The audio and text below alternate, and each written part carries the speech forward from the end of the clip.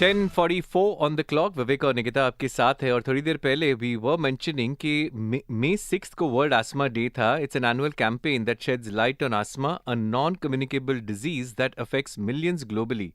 Now to tell us more, Dr. Emadeldin Ibrahim, consultant pulmonologist from Medcare Sharjah, is going to join us in a while. लेकिन quickly आपको बताते हैं some facts about asthma. It's considered the most common disease among children globally. और 2019 में asthma affected 262 million people and took the lives of around 455,000 others. So low-income countries, they do witness the biggest number of asthma-related deaths due to insufficiencies in diagnosis and treatment, healthcare services. So the idea is to raise awareness of asthma and its symptoms and educate individuals on preventive behaviors and asthma triggers, जैसे smoke हो गया, dust हो गया, and how to avoid them. Emphasizes the need for global health coverage and improving medical practitioners, the knowledge of diagnosis and methods of treatment for asthma. So, Dr. Ibrahim हमारे साथ. Dr. Ibrahim, a pleasure to speak to you. Good morning. Good morning. Good morning. How are you? We're doing well, doctor. For the World Asthma Day, how can we prevent ourselves from getting into asthma, allergies, and correlated morbidities? Yes, actually, the theme for this year for Global Asthma Day is make inhaled treatments accessible to all patients with asthma. And the asthma is really a global problem and local problem, and we have two ways to prevent morbidity and mortality from asthma. Because it is a shame in this century to have patients have mortality from asthma, which is around 450,000 people every year, especially from low and mid-class economy, because of unavailability of inhalers which contain corticosteroids. Because the main treatment in asthma is the steroids, and because the steroids have so many complications, the world developed inhaled treatment with corticosteroid-containing drugs, which help patients to be treated, and combining some bronchodilators, which makes the patient feel better. And the other side makes the patient feel better. And the other side, preventable measures are very important.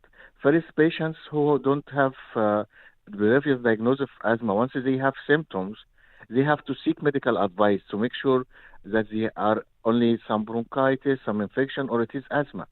And because sometimes it's confusing, people will have cough, will have some difficulty in breathing, some wheezing, some chest pain, and they felt I am tired, I just have some flu, some cold, it's only bronchitis.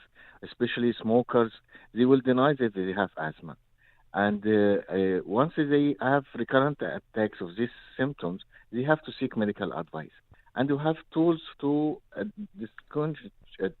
diagnose and know, is it really some infection or it is asthma. So once it is asthma, you should start the treatment according to the GINA guideline, Global Initiative for Asthma Treatment. This is global, everywhere. And we categorize patients according to the 5 steps of treatment. And they should avoid all triggers of asthma. And this a lot of triggers. There is the dust, the humidity, the perfumes, smokes. Some exercises can cause asthma. Some drugs can cause asthma, like non-steroidal anti-inflammatory drugs. This analgesics without paracetamol in it. Some beta blockers can cause it. Pets at home can cause it. Also, exposure to chemicals, exposure to birds, or if they have birds at home. Also, they have to be careful not to go outside doors when there is too much dust, too much humidity, and in bad weather, especially in hot weather, they have to be careful. They have to have more water drink. They have to clean their AC at least every 3 months. Sorry. So, Dr. Ibrahim, I would like to ask you with regards to the difference between allergic and non-allergic asthma. How does a person define that or able to recognize that they've got non-allergic or allergic asthma? Yes, this is a very excellent question, but I think this is more medical issue Mm-hmm. because in asthma we have two types of asthma. We call the phenotypes. Okay. We have allergic asthma, which have something called IgE is high, and non-allergic asthma, which have eosinophils, some blood cells are high. And this is only we categorize in patients who have received all inhaled treatment. Now we have triple therapy and double therapy. We Mm-hmm. have inhaled steroid and LABA. This is steroids, which is treat the asthma, and LABA this is bronchodilator, long acting, which helps asthma to be better. Now we have triple therapy. We added something called LAMA. This is additional bronchodilator. And when the patient reaches this level and he's still not improving and taking steroids and taking and go to ER too much times, admission, at that time we need to know is it allergic asthma or non-allergic asthma. And this time we can start something called biological treatment. And we have biological treatment for each group. And they are doing very well actually when they started. Right.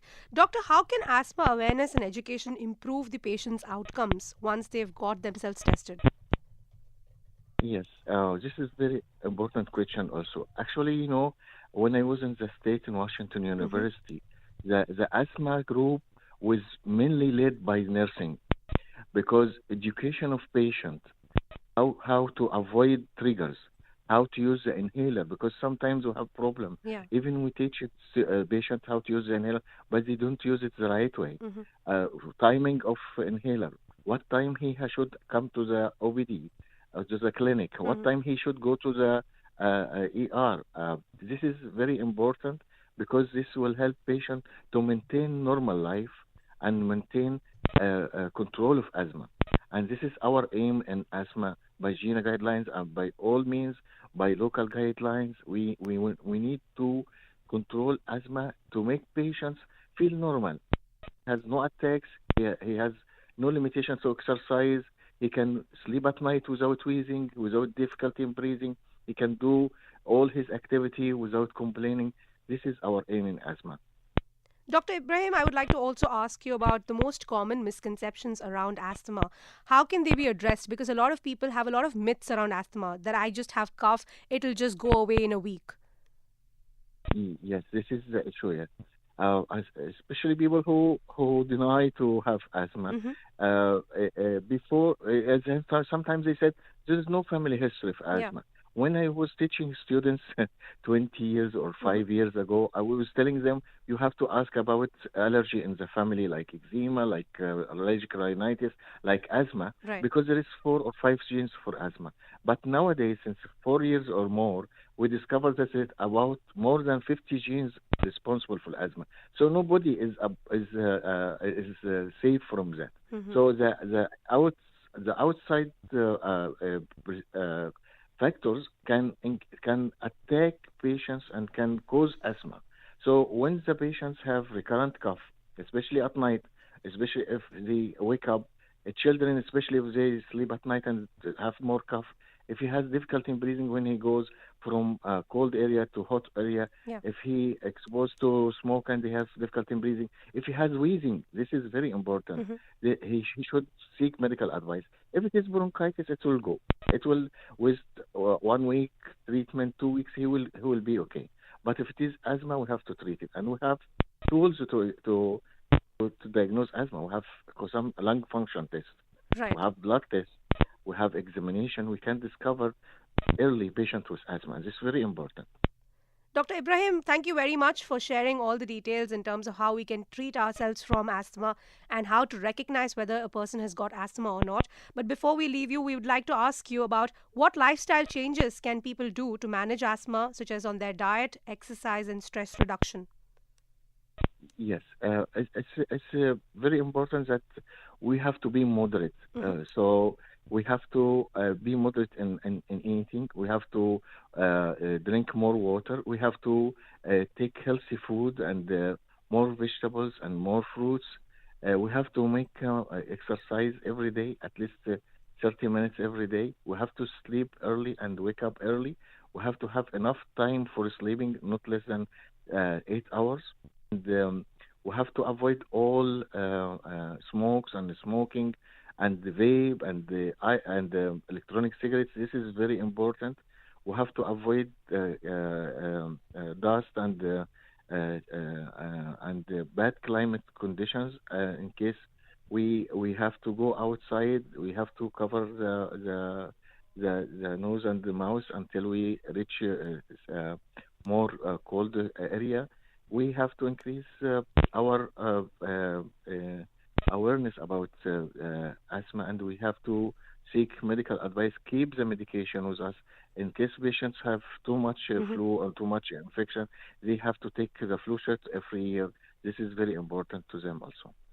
Thank you, doctor. It was wonderful to speak to you. Are you available for consultations, and how can people reach you? Yes, I am. Can I say the hospital name? Absolutely, yes, yes.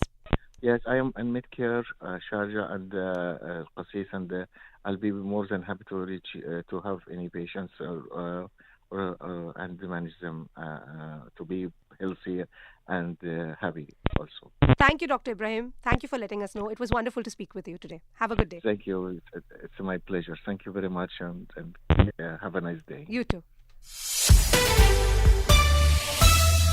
Dr. Emadeldin Ibrahim, consultant pulmonologist, Medcare Sharjah. सुनते रहिए talk 100.3. After the phenomenal success of Royal Regency, Alseed Developers presents Royal Regency Suites, a new benchmark in luxury living.